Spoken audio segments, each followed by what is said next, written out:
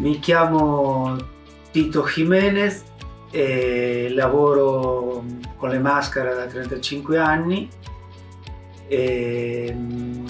All'inizio avevo cominciato a lavorare in un laboratorio con un artigiano e piano piano sono diventato autonomo. La mia attività nasce, avevo capito, soprattutto lavorando in questo laboratorio, avevo capito che era una cosa che mi poteva veramente interessare e che poteva essere, diciamo, un progetto a lungo termine per la mia vita.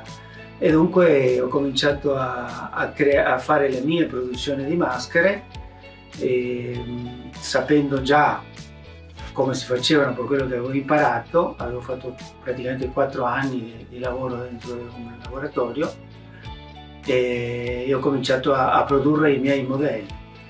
E a partire da quel momento là ho creato un mio spazio, una serie di modelli e così ho cominciato la mia attività. Allora, delle diverse fasi del lavoro, sicuramente la parte più bella è la progettazione, l'inizio di poter vedere con i propri occhi quello che uno aveva in mente, e dunque quando uno comincia a lavorare sul modello che vuole realizzare, comincia modellando l'argilla, no? E lì si comincia a vedere la maschera che verrà fuori, e tutto quel passaggio è molto, diciamo, è quella parte più interessante e più divertente, senza dubbio. Sì, allora, come dicevo prima, il primo passaggio è sicuramente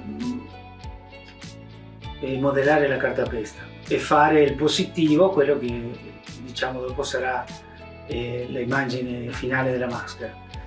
E dopo aver modellato l'argilla, dobbiamo preparare lo stampo. Dunque, se lo stampo si fa col gesso, si fa una colata di gesso sul modello in argilla.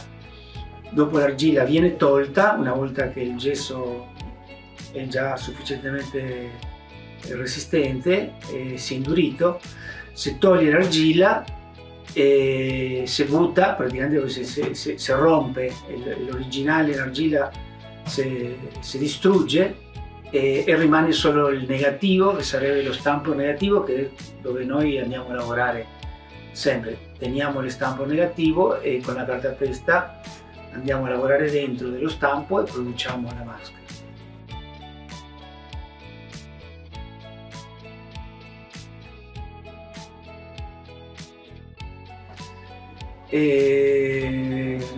Io penso di avere un buon rapporto con la lentezza, perché senza dubbio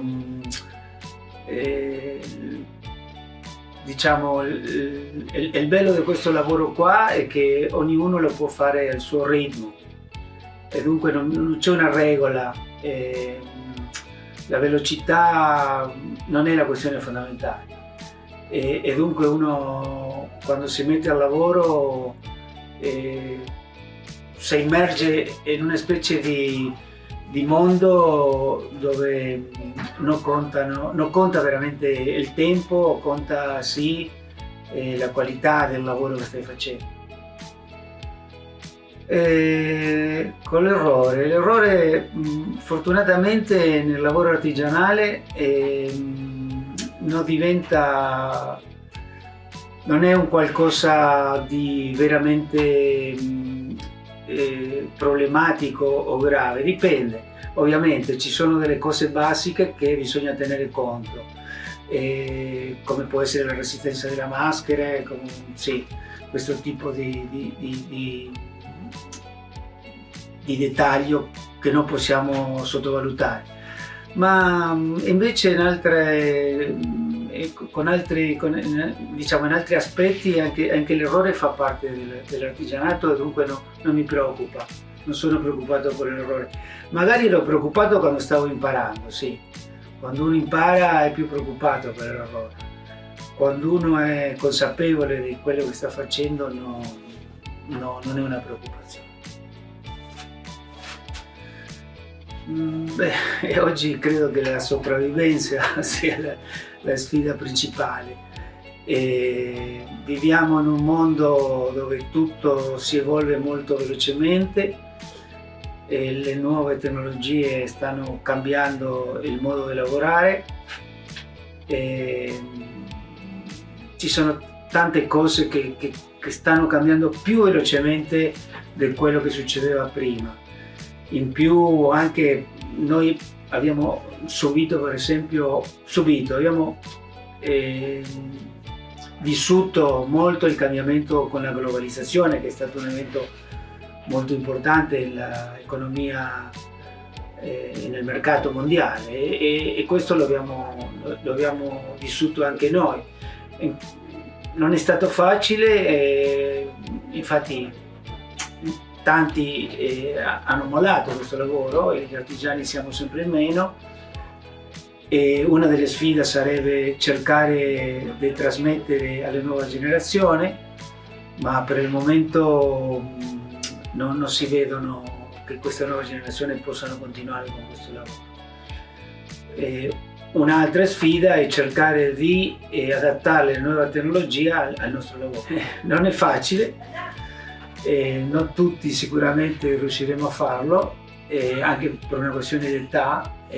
Quelli più grandi facciamo, quelli più adulti, più anziani come me, e facciamo magari più difficoltà a dialogare con le nuove tecnologie. Però io credo che sia una delle questioni per poter mantenere questo lavoro. Il modo è dialogare con i giovani. Il modo, penso, non è che noi possiamo imparare a sviluppare le nuove tecnologie. Quello che noi possiamo fare è collaborare con chi ha delle competenze nuove. Allora, è molto difficile. Il laboratorio nostro, diciamo, il punto di osservazione nostro è questa città dove tutto è incentrato nel turismo, e dunque il rapporto con l'essenza stessa della maschera è diverso.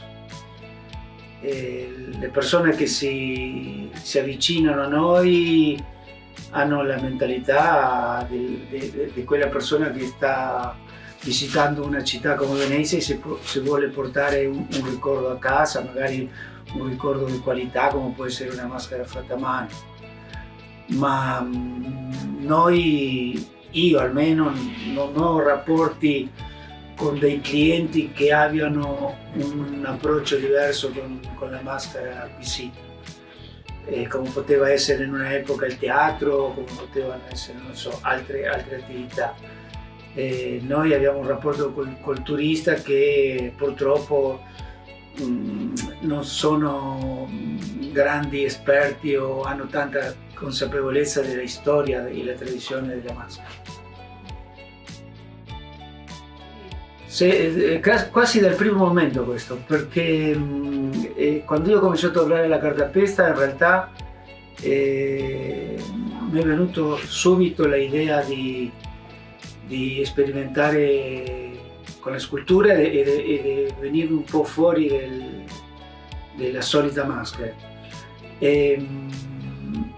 Ho cominciato a farlo, ho fatto delle cose che andavano al di fuori della maschera, e ho cominciato a fare riproduzione dei quadri del Rinascimento. Avevo creato, che adesso ormai non ce l'ho più, ma in giro ci sono, me l'hanno copiato. Però avevo fatto, per esempio, la prima è stata quello che si trova alla Cappella Sistina di Michelangelo, la creazione, le due maniche che si toccano con le punte delle dita. Io l'avevo fatto in varie misure, in una misura anche molto, molto grande, e devo dire che è una delle mie delle cose che mi ha dato più soddisfazione in assoluto. Sì, sì, è un momento sicuramente dove si cerca di approfittare per darle delle indicazioni, per darle delle informazioni ai turisti. Dopo dipende da turista a turista, ci sono turisti curiosi, turisti, qualcuno ne sa anche, e altri sono almeno curiosi, che chiedono, e dunque quando chiedono cerchiamo dentro delle nostre limitazioni anche, però cerchiamo di spiegare il significato della maschera e la storia della maschera veneziana. Ma purtroppo il 90% entra solo per fare la foto e non gli interessa neanche chiedermi, vuole solo l'immagine. Aiutateci, sì, se vi interessa, se qualcuno interessa continuare riprendendo, non dico continuare esattamente come facciamo noi, ma riprendendo un stimolo attraverso quello che è stato fatto, sicuramente potrebbe essere una cosa interessante per noi e anche per i giovani, io credo che si può e si debba collaborare. È un peccato che la tradizione finisca, e è un peccato che questa conoscenza si perda.